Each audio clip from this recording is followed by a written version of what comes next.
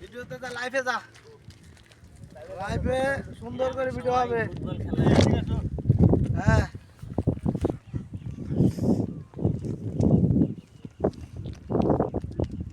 এটা কি বন্ধন জানি বস? হ্যাঁ, কোন জায়গার নাম কি? সাগরের পাড়ে আমরা দাঁড় রয়েছি।